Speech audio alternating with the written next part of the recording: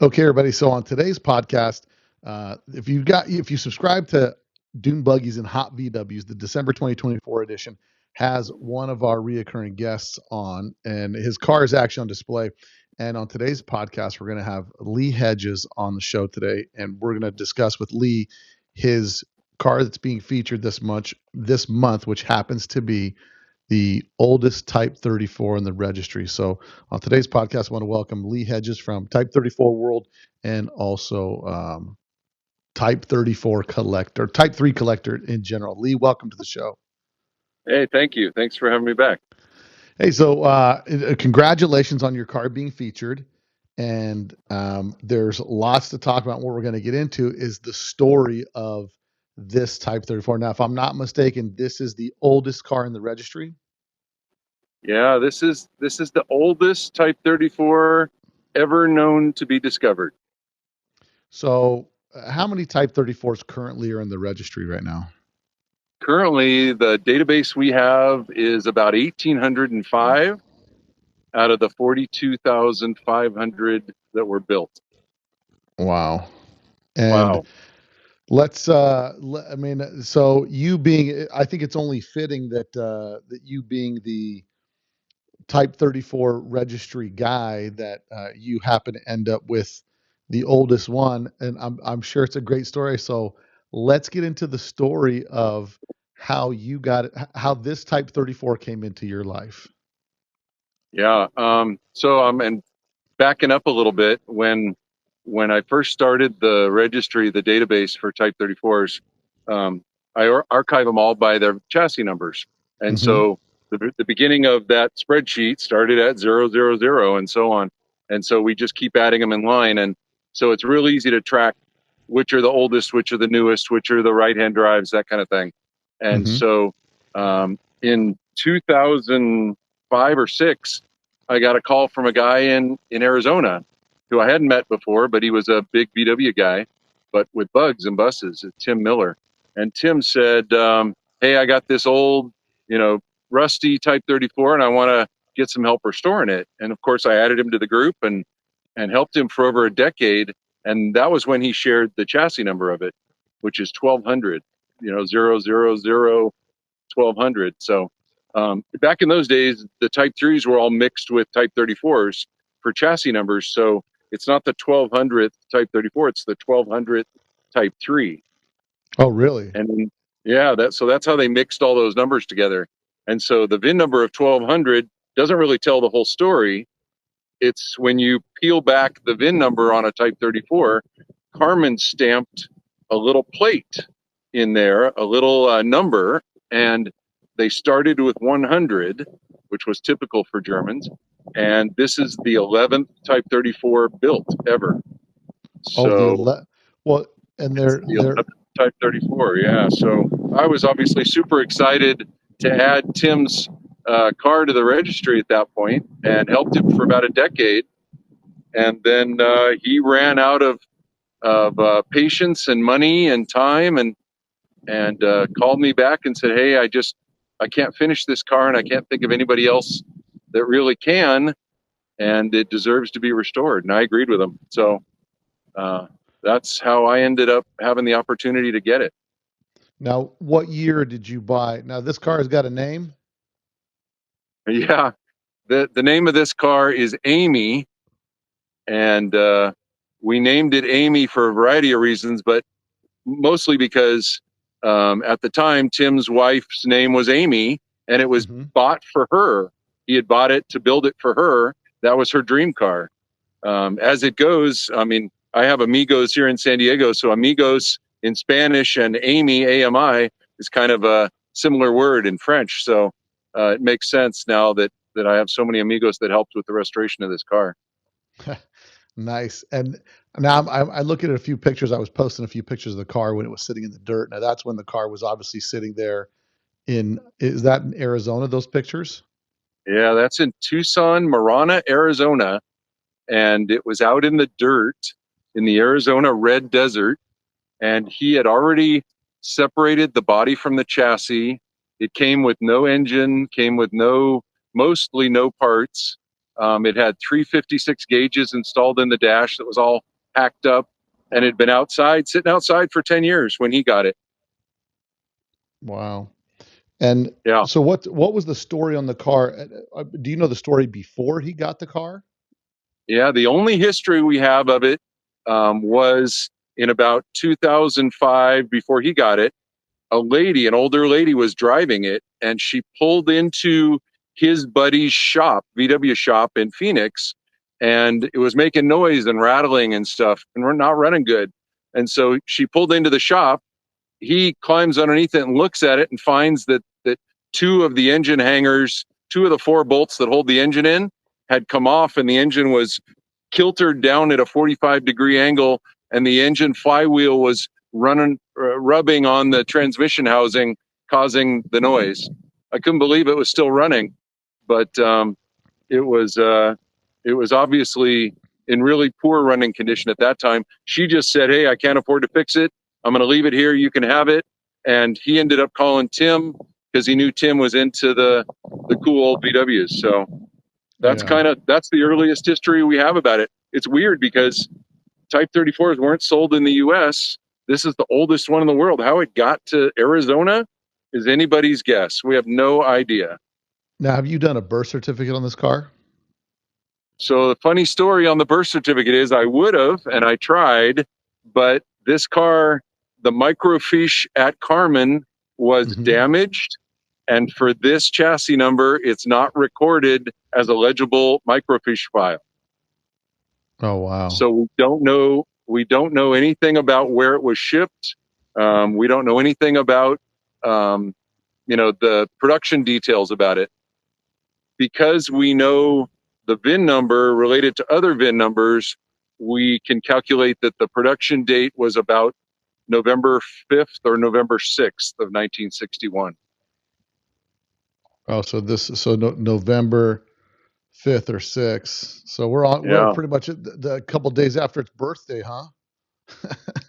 Yeah. Yeah. It's 62 years today or yesterday. That's So wild. pretty cool. And the Frankfurt Auto Show was going on at that time in September of 61. So this car would have been one of the first built right after the September 1961 Frankfurt Auto Show.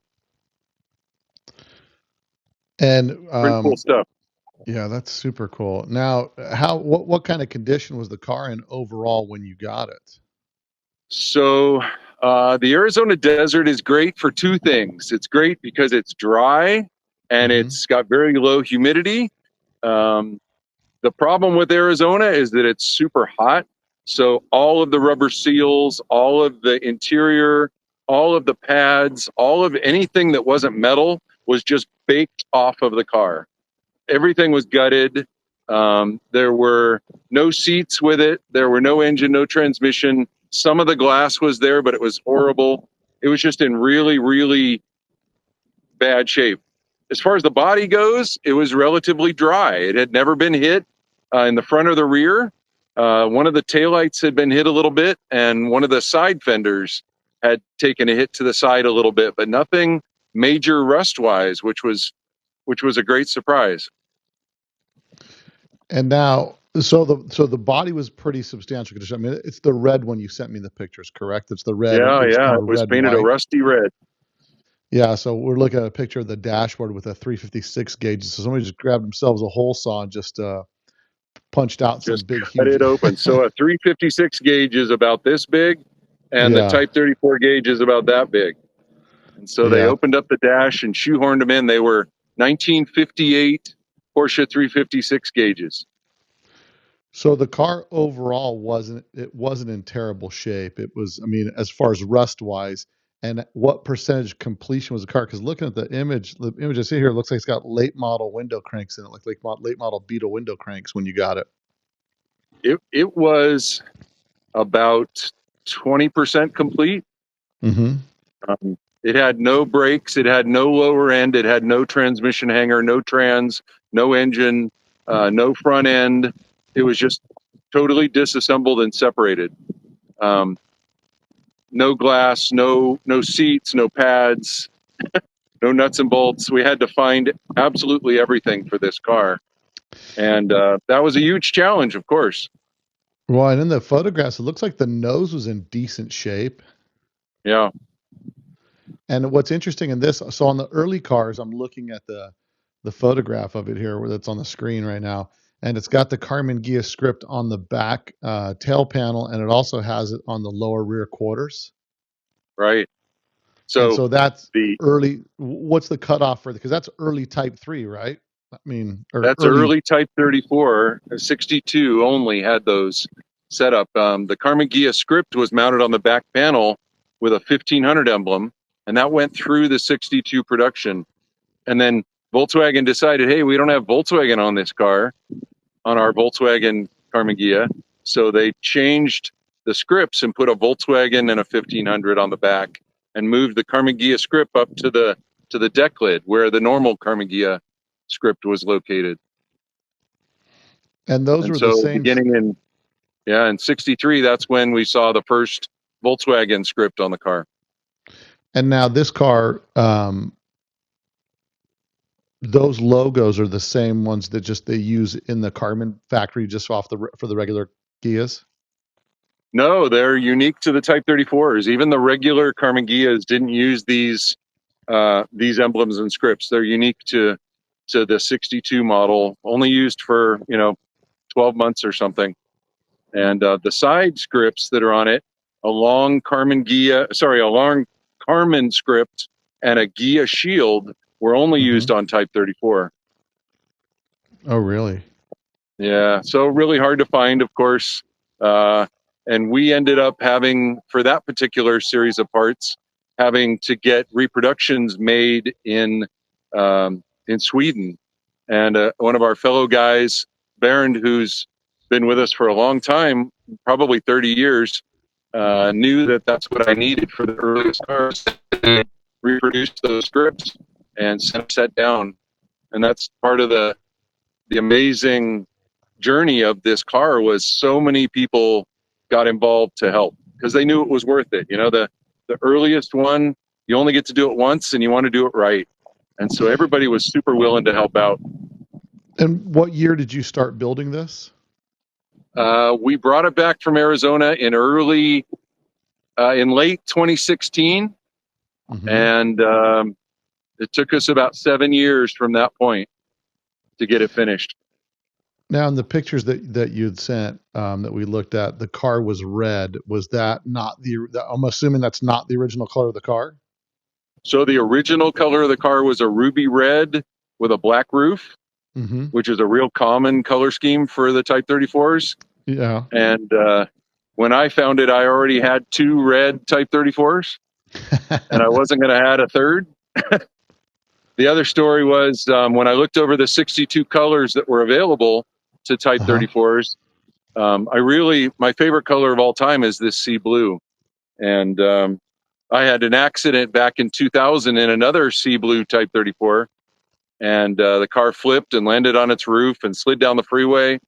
And I survived that accident with no harm at all. So I felt it was karma, more or less, to create this car in honor of the sea blue car that saved my life.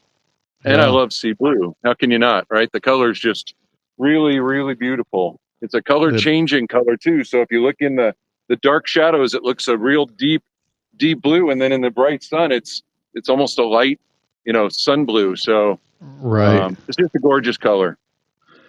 Now, when you get a 62, so I just had this last podcast I did was about the Benz double cabs, right, which are Oh a yeah, little more rare than the Type 34s. But right. I said when you find a car this rare, you better hope it's complete. So with this car not being complete, you had to locate a parts car for this thing. Yeah, so without an engine, without a transmission, without any of the early brake setup, without the glass, the pads, which are all some of them are unique, it was important to find those parts. And I could spend a decade plus trying to search for them one at a time or buy a complete parts car. And so I was lucky at that time to be on the Samba, I think, or in one of the threads, and somebody was talking about a 62 out in Canada, in Eastern Ontario, Canada. And so I followed it and I contacted my buddy Dave out there. Dave Whittick, and I said, "Hey, Dave, why don't you learn about this car and go see it?" And he volunteered to go drive and check it out. And came back and said, "Oh God, it's rusty as all hell. It's a Canadian outdoor car, but it's complete, and it doesn't look like anybody here in Canada wants it. So he's willing to sell it to you to complete this car." And this is after 2016 when you found this car in Yeah, so this Canada. would have been 2017, probably mid 2017. So do you care to say what you have to pay for a completely rotted 62? What the what? What you had to pay for that rotted 62 parts car? Okay, so I bought this car for 4,500, separated, Mm-hmm. incomplete, and then the parts car in Canada I paid 1,500 for, and then when Mm-hmm. Dave cut it all up for me and shoehorned it into a big wood crate that could fit in the back of a double cab truck, it took I think it was $1,000 to ship it back here, and probably another $1,000 to build the crate. So the crate that's in the photograph here is that Yeah, car cut. It's quartered and sent to put in a crate and shipped over to you. yeah, crazy. He got out his Sawzall, separated the car. Most of it fell apart on the lower end because it was so rusty. And Mm-hmm. then the pieces that I knew I needed, he saved and just started loading them into this hand-built crate he did. And the other parts, like the floor pan that I didn't need, went to local Type 34 owners in Canada. The engine stayed with Dave. The transmission came to me because I didn't have a transmission. And so he just really saved my butt by being able to do all this work, put all those parts in the crate, and have it shipped out here. Without that, it just could never have been done correctly. Now, the differences from a 62 to 63, is there quite a few differences between the 62 and 63? Yeah. In the earliest production of Type 34s, or just about any car, they build things and then they run it through the test mill and they get customers' feedback on how things worked. And then they make minor modifications. Well, there were a variety of little things like the seat knobs to adjust the front seats were put on the outside edge of the seats. Well, when you close the door, you couldn't adjust the seats. You couldn't get your arm in there to adjust the seat rake to have the rake go forward or backwards. Um, and so those kinds of little things were changed mid-year and after a couple of months of production to different styles. There was also things like the cost of the goods to produce this car were really Mm-hmm. expensive because they were hand-built, coach-built cars. So in the earliest month of production, they built chromed full metal knobs and realized later on, hey, we could probably get away with a plastic version of that knob. And so they made lots of little changes to the car in the first couple of months of production. Now, what did you have the chrome knobs? I mean, those chrome knobs, if they're the first 6 months of production, they've got to be like hen's teeth to find. So the answer is no, we didn't have the chrome knobs. The parts car seats that we bought were the gray plastic knobs, which weren't the ones I wanted for this car. I knew they needed the chrome ones because my other early 62 red car had the chrome knobs, so I knew what I needed.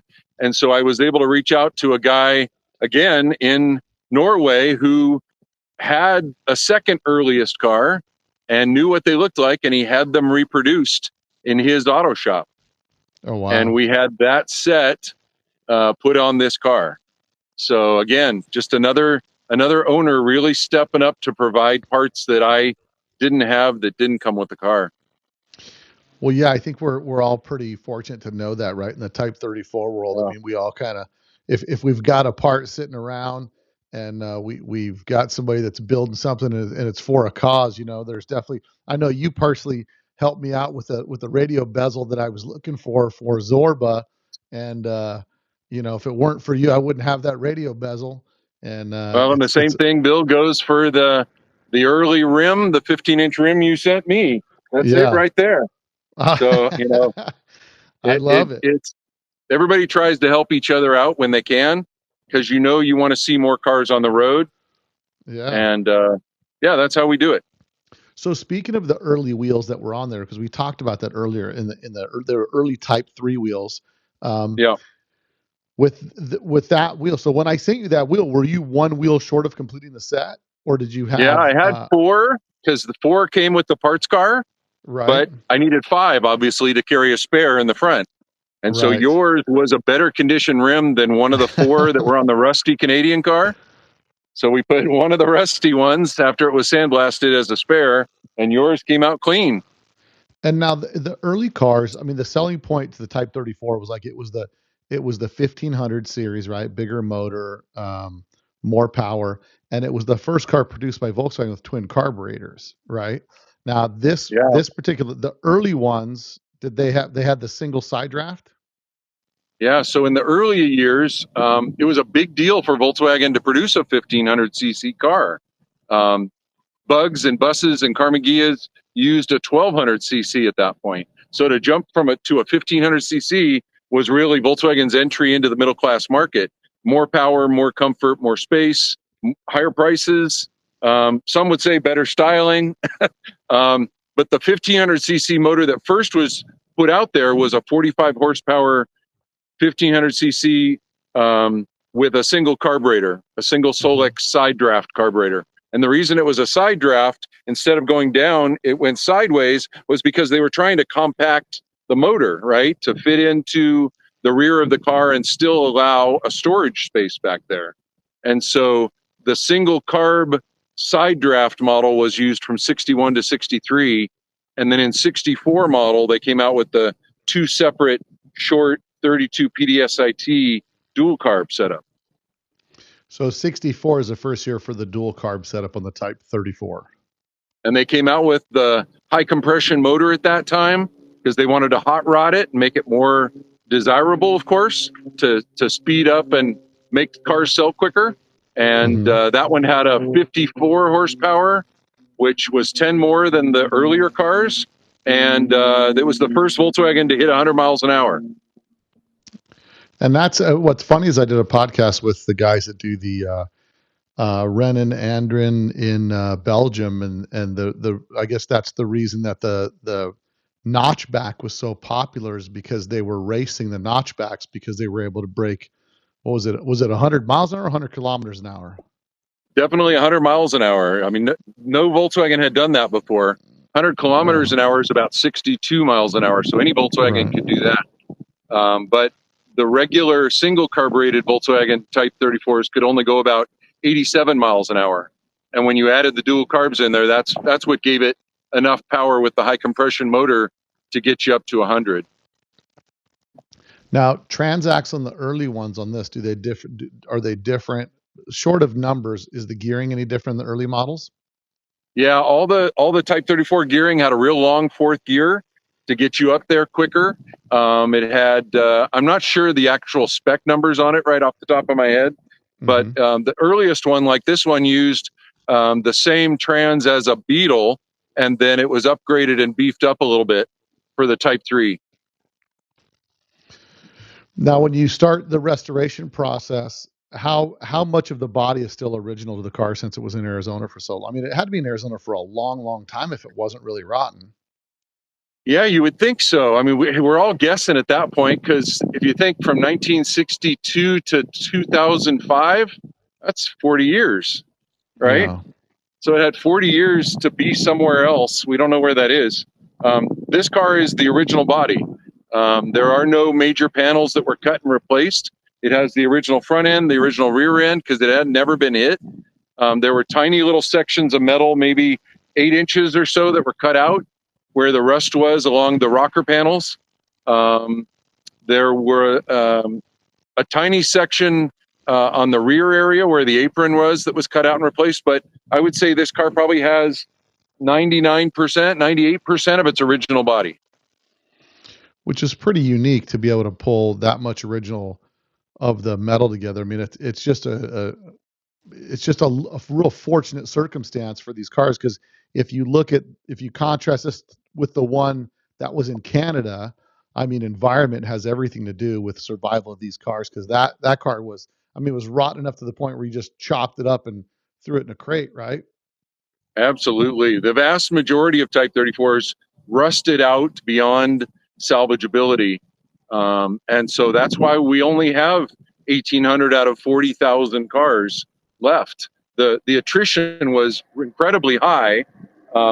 I have tried to dig through the history books to see if Volkswagen asked the Karmann factory to dip their cars, meaning they used to take body shells that were finished for Beetles and buses, and they would dunk them in a giant acid dip to coat the whole car in every nook and cranny. Well, I'm not sure Karmann actually done that. I don't see any old pictures of any Type 1 or Type 3 Karmann Ghia being dunked in those acid dips. And what that means to me is that those cars did not have the same level of protection from rust and corrosion that Beetles and buses did, which is why I think they rust out so easily. Well, I would also think that probably a rate for high attrition on these cars, I would have to guess would be specifically bodywork damage, right? If you crunch the front nose in this thing, it's not a cheap repair.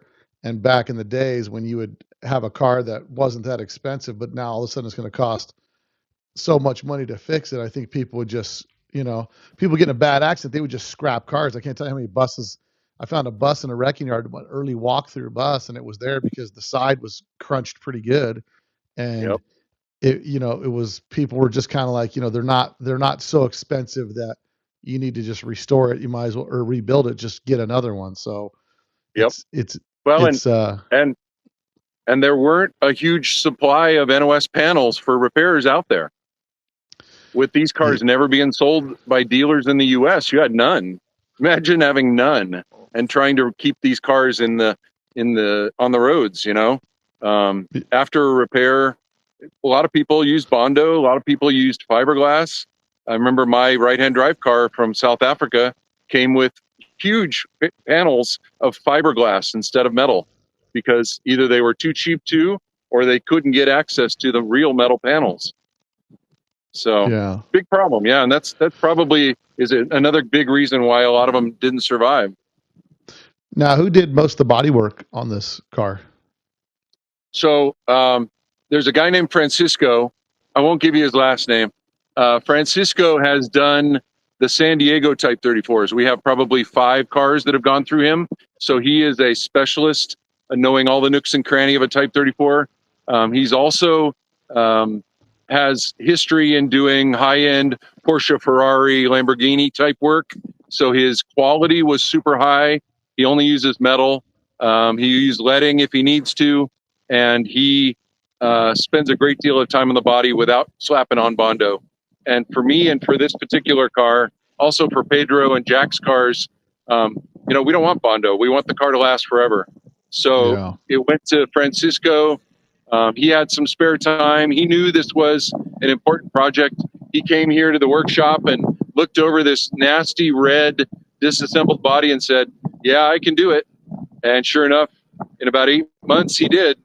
And I checked the work as it happened over the month's time and would go visit it and take pictures as it happened along the way. And Francisco just did a phenomenal job with the coach built body and panels without having to replace the original metal. So we were really happy with that.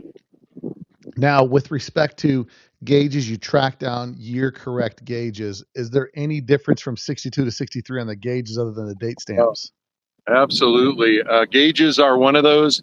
The speedometer in specific, the speedo on an early 62 like this has some extra design lines in the numerical face of the gauges, and those lines for the 10 and 5 mile an hour increments were only used for several months up to maybe April or May of 62, and then they swapped it out and just did the 10th mile per hour increments from that point on. So these early gauges for the speedo are really difficult to find.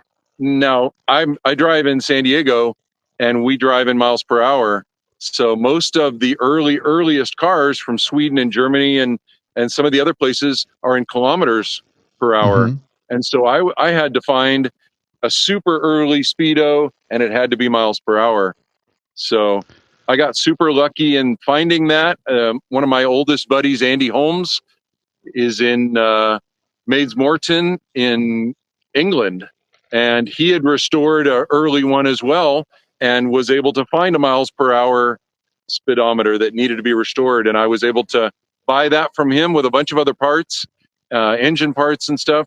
And Andy really covered a lot of the parts that I never thought I would ever find again.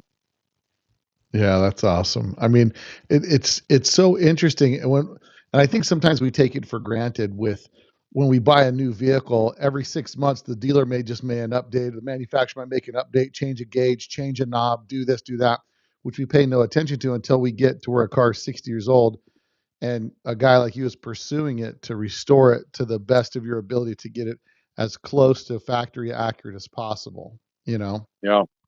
It's super unique. Now, is the shifter like can you give me a rundown of some of the stuff that's a little unique, like the shifter knobs different, things like that? Is there early and late? Right. So in early 62, they had a solid ivory gear shift knob that ran through the 1962 series.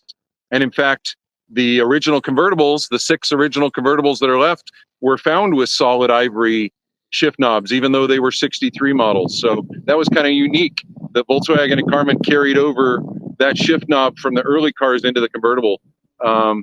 There's also a 2-piece fresh air grill on the dash for the fresh air controls, or a 2-piece design with 2 trims, 2 chromes, and built-in levers, which would have been extraordinarily expensive to create. And so in 63, they changed it to a 1-piece trim with removable knobs and arms levers.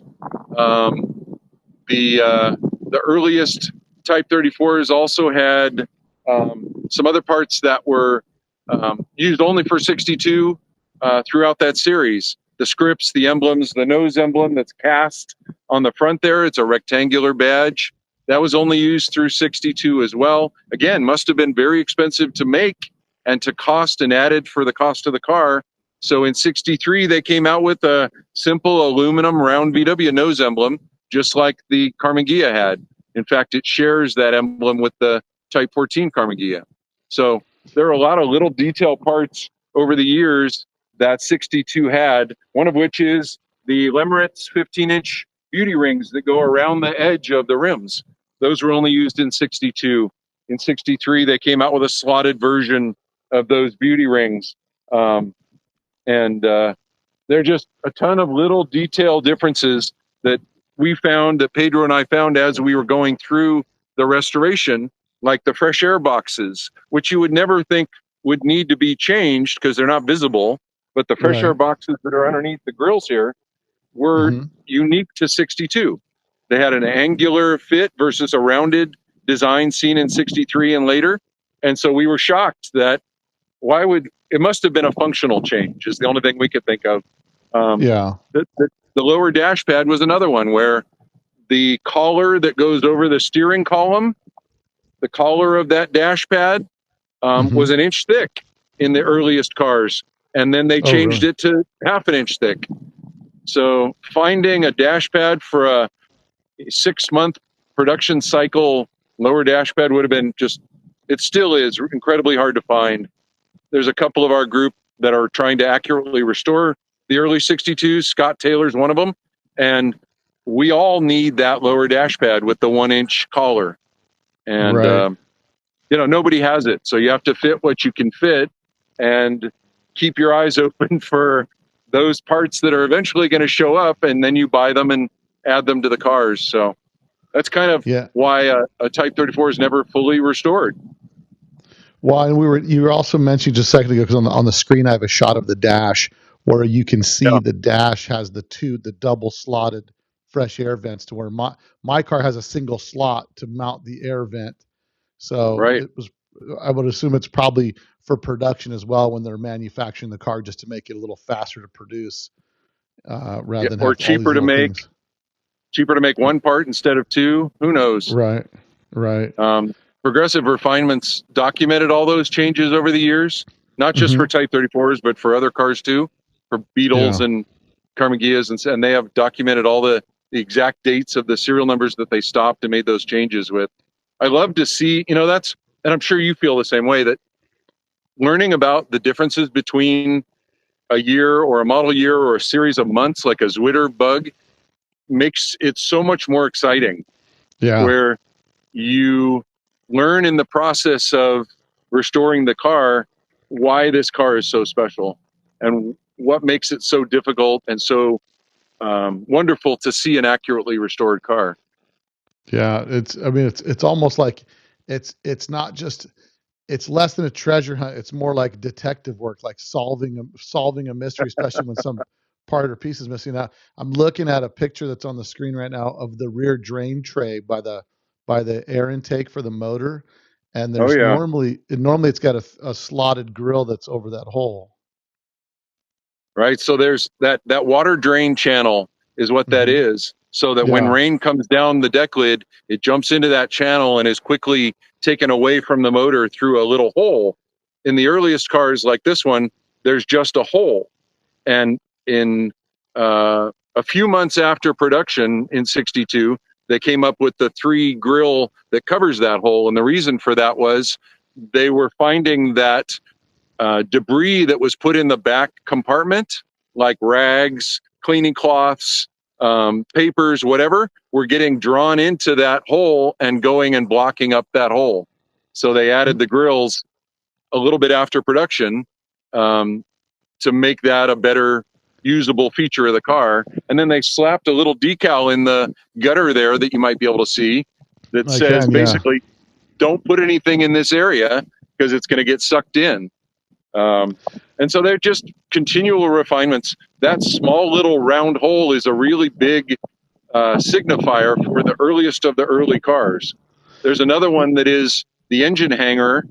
In a Type 3 motor, you have a flat pancake motor, and then at the Hmm. back of it, you have an engine hanger that supports the back end of the motor. And it's got basically a tube that enters this little donut shaped thing. Well, that engine hanger in the earliest ones was solid, there was no hole in it. And then for some reason, later on in 62, they added a hole in that little uh, engine hanger area. I don't know if it's functional, but it's one of those visual cues that you can look back at when you find an extremely early car and say, wow, that's a solid engine hanger. And it worked for the Type 3s as well, you know, the notchbacks. There are a few out there that still have that solid engine hanger. Well, and what's funny is if you're a guy just going through a mountain of parts and you bought a stash somebody's inventory and you've just got these engine hangers, you're like, oh, this one must be modified. Somebody must have, because sometimes the early models are a little crude once they get into refinement and reproduction. So I wonder how many of Oh, those yeah. things been pitched in the garbage. Now at the rear drain tray at the back, I see there's no grate over the top of it. When did they add the grate?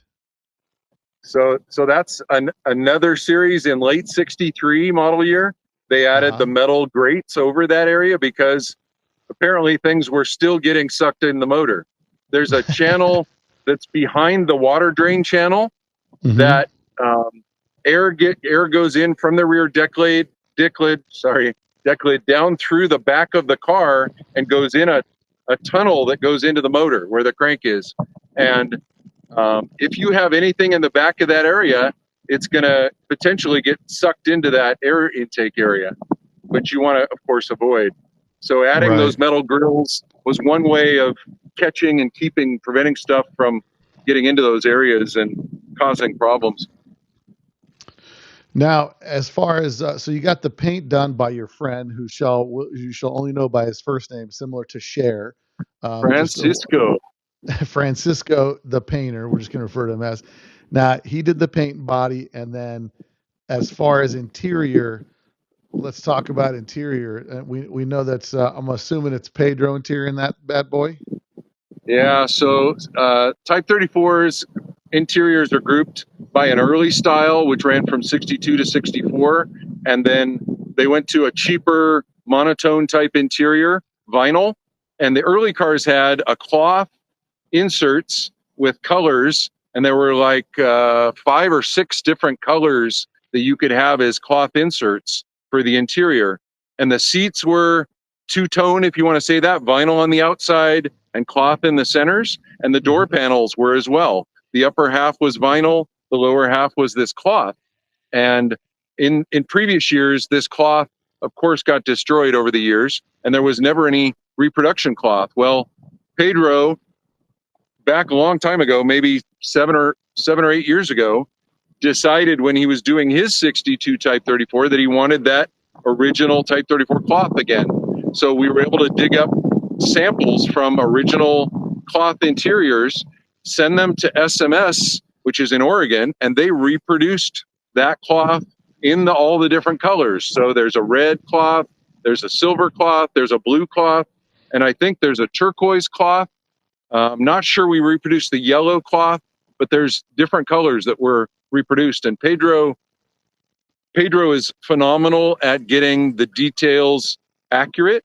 And with he and I working together to get all the right details and the way that the folds were done on the upholstery and the distance between the heat pleats, all the seams, he was able to create an authentic 62 interior. And absolutely, we had to have it for this car. Now, tell me a little bit about the steering wheel, about the horn ring on that steering wheel. Right. So, normal Type 34, stock Type 34s that came off the line in the early years had a half moon steering horn ring, just like a Beetle had. And one of the optional accessories you could get to bling it up a little bit from the dealer for Beetles, for Karmann Ghias, whatever, was a full circle horn ring, but it had a bend in the top so you could see the gauges as you were driving. And the full circle horn ring, that's called a bent horn ring, was reproduced several years ago. And I think they add a lot of class and elegance to the dash of the Type 34 and give it that extra bit of something cool. Well, what's interesting when you look at the early vehicles that are produced, they, everything that makes pushing the horn easier, dialing the Yeah. radio easier, shifting the car, anything that makes it a little bit easier is like a luxury that they add to these vehicles as they continue through production. So it's funny because they say, well, why would somebody want a big horn ring like that? Well, it makes it easy no matter where your hand's at to hit the horn. Well, and one of the changes they made in 64, right? Because those horn rings were getting broken. People were Right. getting in the car and they would hold onto the horn ring and break it. And so in 64, they got rid of the horn ring altogether and just made a bar that went Yeah. across the horizontal portion of the steering wheel. So in 64, you'll see a straight horn bar that was used through 65 as well. And that super simplified the horn, didn't it? You just had Yeah. one side or the other to push down on. There were no horn ring pieces to break. Well, and what's interesting is you see from the functionality and the use of the cars, the manufacturers start to change all types of little pieces. So are the side spears on the seat different on the 62? They are, because in 62, the way that you made the front backrest come forward to get in the Uh-huh. back seat was you lifted up a knob that was at the top of the seat. You lifted it up so the trim piece that went underneath it had a cutout in it so you could lift it up and down. And then let's see, it was late 62, I think, they changed that spear. They got rid of the piece for the cutout and they put the knob down at the lower portion of the actual seat frame. So it didn't interfere with the trim. Obviously a cost saving maneuver, but probably also there's mechanical shafts and springs that go through that seat from the top to the bottom to release that catch. And so it probably made it much simpler to build just a local, simple adjustment knob on the base of the seat. Yeah, it's wild looking because it's those types of things. Now, is that piece aluminum as well, or is that piece steel, that stainless? No, all that is aluminum. All that's anodized aluminum on the inside. Wow. Yeah, that's Yeah. pretty incredible. I mean, it's so nuanced, the minor differences of these early models, that it's so cool to see the different modifications. I mean, the seat adjustment knob, the horn, the shifter Right. knob, the speedo details, so many different things. Now, as far as the interior, Pedro did the interior. You guys got that wrapped up. Um, the glass, all that stuff you found was in decent shape when you got it, or So glass is tough because a lot of it, the pieces that did come with it were scratched beyond compare. unusable. And so I had to search out NOS glass, NOS door glass from the Philippines, NOS windshield glass if I could. I wasn't able to find an NOS rear window. So if you find one of those, let me know. The one I've got it on it now is an original one, but it's got a nice big scrape in it, like glass that's been sitting around has. When Yeah. it's not on a car, it tends to get scrapes. Vent window frame, I bought NOS were the glass for that. Pop out windows that you can see on the back side there, we got those in really good original shape from France, I believe. So I was just, when you do a restoration like this, you can't go half-assed, right? You can't put an old Yeah. crusty part on it. And so it really draws out the length and the frustration that it takes to find those parts.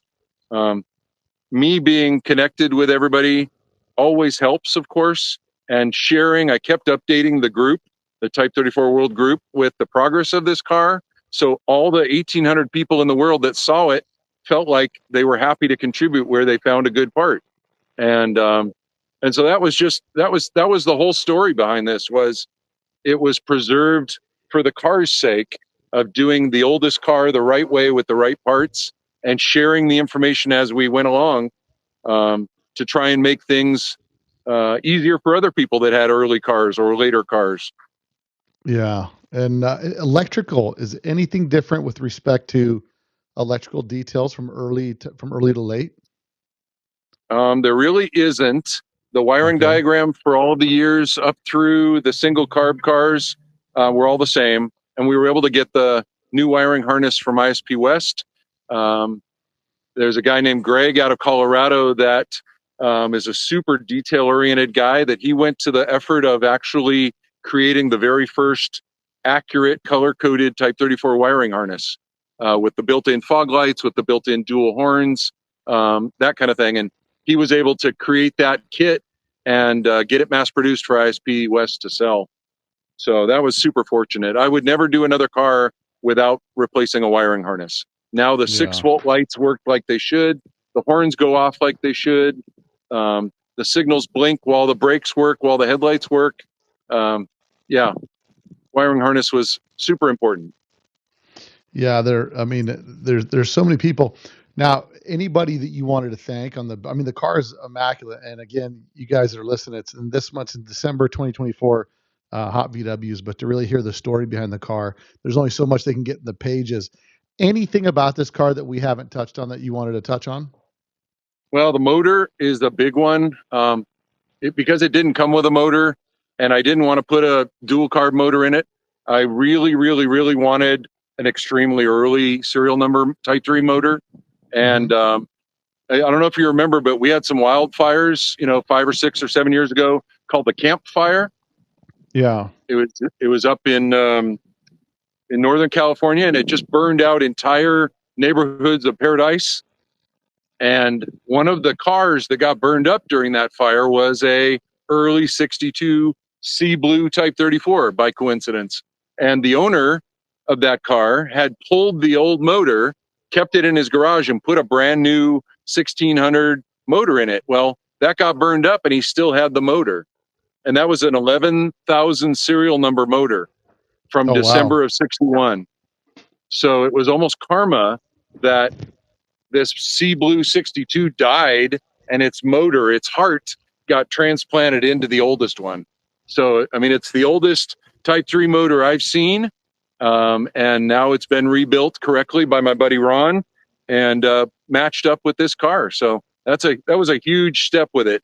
We're never going to find the original motor, of course, which would have been about a 2000 serial number, but 11,000 is pretty close. Also, now, did you do any hypo mods to the motor? I did not. This is completely stock, 1500 cc, regular compression, 45 horsepower, 6 volt, everything stock. There are a lot of Now, unique little early 62 parts on it that were NOS that we added to it to make it more authentic looking. And it just looks fantastic. It's as good as I could have ever hoped to assemble. Now I'm noticing on the stamping, it says 34T on the front of the housing. Was that on that original the original model that you got from your friend? Yeah, so that's the motor that we got from him, and the housing, the housings were stamped 34 when, it's a little backstory, but when Volkswagen made the motors for the Type 3s, which they made at Wolfsburg, right? And then they shipped the completed motors with the chassis over to Karmann to be mated with the bodies. So the motors were built at Wolfsburg. When Volkswagen built an especially good motor that had very high spec, very good compression, the best tested motors, they slapped a Type 34 logo on it and had those mated with Type 34s. Um, Really? so that's a function that Volkswagen never admitted to, but the Volkswagen employees will tell you that story. Same with black bodies. The bodies that were the straightest possible metal bodies were tagged with a black, and they would paint those cars black because a black obviously needs a super straight body. And the motors were the same way. Motors that were tested at super high values above spec were slated for Type 34s. Wow. And who's the first person that told you that? We have Jörg Fischer and a couple other guys that are in Germany that work with and talk with and meet with for coffee with the original Karmann workers that Hmm. were at the Karmann plant in 1960s. And he meets with them and talks about, asks simple questions to try and get their memory banks going again. And that's some of them. A lot of what we've learned about the prototype construction and the convertible development process was through Hmm. these old factory workers at Karmann. Wow. That's so cool. Because it makes sense, right? Because the Razor was like the high end car, Yep. and the sedan, the every person. Do you remember? Do you know what the price differential was between the Razor and the notchback? I think it was about 30% more to buy a Type 34 than a notchback. The notchback was the Beetle, basically the sedan version of the Type 3 series. I Right, think right. the difference between a Type 14 Karmann Ghia and a Type 34 Karmann Ghia was probably less than that, maybe 25% difference. Hmm. And in those days, everybody wanted their Volkswagen to go faster with a 1200cc. So it was almost a no-brainer that a 1500 would be the choice if you could afford to buy it. In US dollars, back then it would have been about $2,100 when a Yeah, Porsche 356 was about $3,500. So it was still a yeah, reasonable priced car for what you got. And the build quality of the coach building is amazing, right? I mean, the fit and finish of the panels, the fit and finish of the doors, the seams, the glass, everything was top notch, was awesome. Just like you found with your Type 34, that it's a yeah, step above a regular Karmann Ghia. yeah. They're definitely a lot more work than a regular Volkswagen sedan for building, for fit, for finish, all that kind of stuff. And Yep, I mean, it was really Volkswagen's attempt to, make their quote unquote real car, right? Like this is when you graduate from the Beetle, you get the Type 3. that's So right. now, was there Yeah, anything and specific? the people that wanted the reliability of a Volkswagen, but they wanted the cool look of a Class Hmm. C sports car, that's what you go to. Or if you wanted your wife to drive something spectacular that nobody else in your village had, you'd get a Type 34. And interestingly enough, if you think back to that time, Type 34 was known, or the Volkswagen itself was known for reliability. And then you would have, obviously, you'd have other cars around, Italian cars or Swedish cars or whatever. But then I think when Volkswagen introduced this, like, here's a really high line VW, so it was kind of like the VW Phaeton of that time, right? Like Volkswagen wanted to put their reliability together with a really elegant, nice looking coach built car. And I think it's probably the people that were really brand loyal but wanted something exotic but something that was reliable were probably the Type Yeah. 34 buyers. Well, isn't that why we drive them? Yeah, the sensible, I mean, this. we don't drive a Corvair for a reason. We don't Yeah, drive a Simca or a Triumph Spitfire for a reason. We drive a reliable, classy, beautiful Volkswagen that also has an incredible following. And That's it. that's the beauty trifecta of vintage Volkswagens is that they don't go out of style, and people always want something bigger, something better, and a new challenge to restore. Yeah. Now, is there anything different about the dome light in the interior, or is that the same as? Now, the dome light was the same. In fact, the same as the 356 Porsche. And I know the reverse lights are 356 Porsche as well, too, right? The reverse lights, the Well, the license lights. license plate lights. Yes. Excuse me. So the Yeah. license plate lights are actually on this car are unique for about a month of production.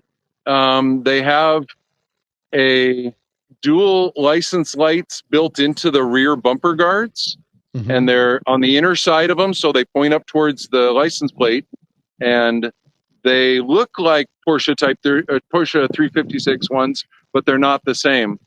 They were made by the same supplier, of course.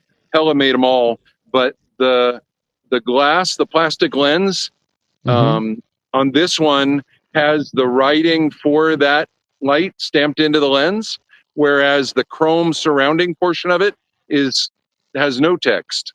And for both the Porsche 356 and the other Type 34 models later on, the text was transferred to the chrome part on the trim piece. So Oh, okay. these license plate lights were ridiculously hard to find. And the way Well, that I went about finding it, guess how? I how? posted a picture because I had one of them. I posted a picture on our Type 34 group, and I said, I badly need another one of these. Here's how it's different than all the other ones. Who has one? And sure enough, my buddy Bernd from Sweden raised his hand, said, I got one. And now we have a matching set. And he just So had one? he had one. He didn't have a pair, and he had kept this one. He knew it was different, and he had kept it in his stock supply for 30 years, knowing someone would need it at some point. And so, yeah, I mean that's a epitome of this whole car. All my amigos, everybody that I know, stepped up when it was needed and really shared the parts, shared the work, and made the car ridiculously beautiful. And I couldn't be happier. You know, it's going to be the last restoration I ever do, and I'm happy to go out on a high. That's it. Well, it's they're obviously labors of love, and I've got on the screen the picture of the team that you had there when you married the body to the chassis, and Yeah, it's and some definitely Patron. something. Yeah, it's definitely something where, everybody gets together to kind of see it's just being part of the build of that car, you know, is kind of reminiscent of the people in the factory, right? The people that work hard together collectively to get something out there Yep. that's produced that's really, really unique and special. And so I'm, Yeah. I think it couldn't be a better guy that has the oldest one in the registry than Mr. Lee Hedges, man. Well, Listen, you've done a lot for this hobby and a lot specifically for the Type 34, and it's so consuming, and it's something we do purely out of the labor of love. Even though some guys do them custom, some guys do them all original, and but I think it's so cool the varieties of so many that are out there, and I again, I'm pretty biased, but I love the Type 34, and it's just it's just the best looking car, that Volkswagen made, in my opinion. oh, and it's not only great looking, but as you know, they drive ridiculously well. Oh They yeah, handle like a 914. They are comfortable and quiet and elegant, and you're the only guy driving one when you're out there, and that's it. and everybody's got it on their list. So we've worked really hard over the past 40 years to make Type 34s more um, more aware, make people more aware of what it is and how to do them right and what the differences are. And I think there's just a ton of really great quality Type 34s that are popping up. There's some phenomenal restored custom ones as well that people have put their stamp on. Not only yours, but others that have come out of Spike's shop that are just you know draw jaw-droppingly beautiful, and Yeah, it's a body style that can really take all the modifications that somebody wants and preserve that classy style of car. Yeah, no, there's no question. I mean, they're they're just what's so unique. I mean, for me particularly, just loving so much of these cars is that they just have it. You know, it looks like an Italian sports car. You know, with that German reliability, and you know, it's like it's the sensible exotic, right? Yeah, I think oh, it's the for best sure. way to describe it. You know, so Well, well, and I mean, you've driven your Beetles and your Karmann Ghias and your things and your notchbacks, and once you get in a Type 34 and experience it, right away you notice a difference. There's oh, something special about it, and you can only really experience it by getting in and driving it. So I'm sure that you were that way when you did your first gray one. oh yeah, yeah. No, that there's nothing better, in my opinion, than cruising around Type 34, and usually when you show up to a car show, you're probably the only one there. That's right. And you're So talking to everybody about the history and the education as well. yeah, no, they're awesome, man. Well, Lee, man, you know, you guys that are listening, get out there and get your December 2024 Hot VWs on the cover. It's the Myers Manx 60th anniversary, so you can get the companion to go along with this podcast. There's a ton of great pictures in here.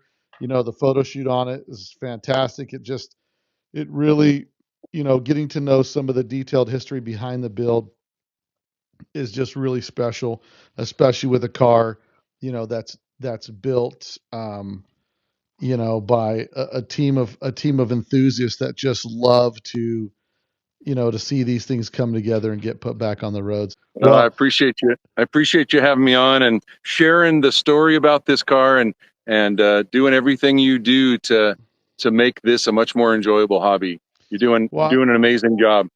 we got to get Pedro on too, because Pedro's, you know, the next chapter is when you got the oldest one, and then you're going to build a tribute to a prototype, which I think is pretty awesome. And before we wrap up, is there anybody in particular that you wanted to thank for being part of the build that you can think of that we may not have touched base on? But I'm sure there's a laundry list of people.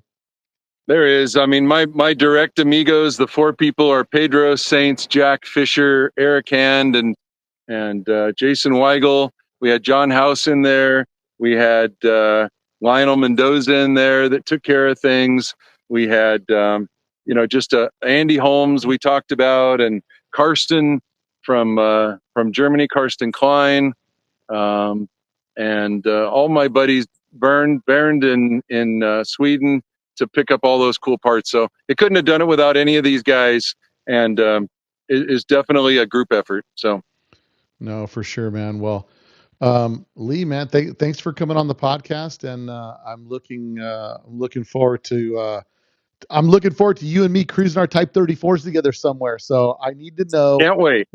Since there's no Type 3 rally going on, I will definitely bring Amy out to Vegas and Nice. cruise next to you in yours. That's it. That would be fantastic to see. If you like this video, make sure you subscribe for more content like this. And every week there's an audio version uploaded of the weekly podcast. Thanks for watching, and make sure you subscribe to Let's Talk Dubs.